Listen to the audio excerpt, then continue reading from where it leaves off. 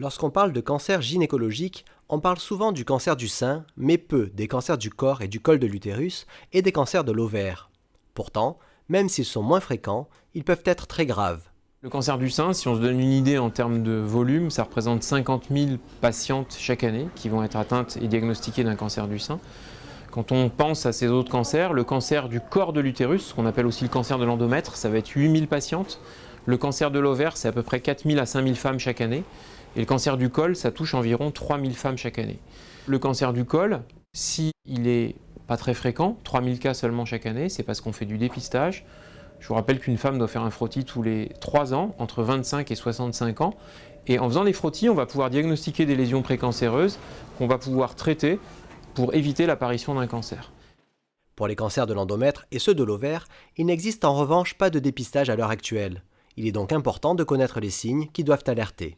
Plus on fait le diagnostic tôt, et meilleur sera le pronostic, bien évidemment. Donc ces signes, pour le cancer de l'ovaire, ça va être quoi? C'est des signes qui peuvent être discrets, ça peut être des douleurs abdominales inhabituelles, ça peut être un trouble du transit qui apparaît alors qu'il n'y en avait pas auparavant, ça peut être aussi un amaigrissement, ça peut être une fatigue inhabituelle. Donc vous voyez que c'est des petits signes qui sont assez discrets, mais il faut savoir les écouter et consulter son médecin dans ces situations-là.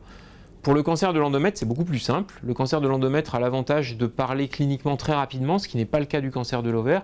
Et en gros, une femme qui saigne après la ménopause doit consulter parce que c'est pas normal et ça doit faire éliminer un cancer de l'endomètre. Alors, la plupart du temps, quand une femme saigne après la ménopause, c'est pas à cause d'un cancer de l'endomètre, mais c'est quelque chose qu'il faut évidemment éliminer parce que c'est potentiellement grave.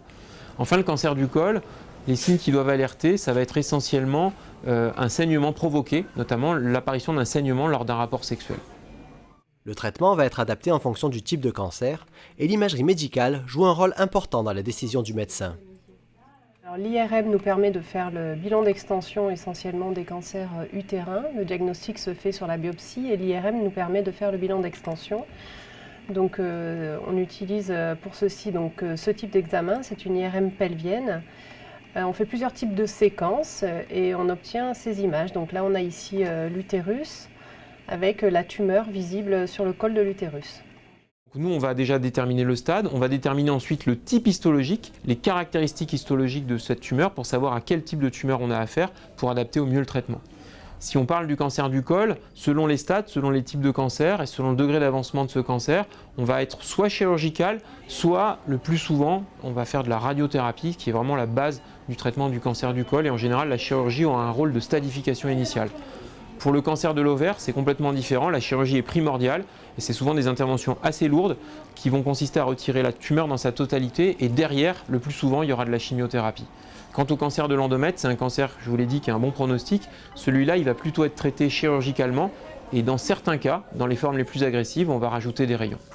Lorsqu'un traitement chirurgical est envisagé, le médecin peut disposer de l'assistance robotique. Rosine, tu vas te mettre en position neutre, tu vas pousser l'utérus, pousse l'utérus en position neutre vers la tête de la patiente.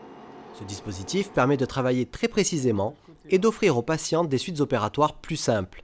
Doté d'une vision 3D, le chirurgien opère à quelques mètres du patient, comme s'il était à l'intérieur du corps. Rosine, bouge pas, là t'es parfaite. Prends pas le lombo, prends que l'annexe. Vas-y, soulève l'annexe, voilà, très bien.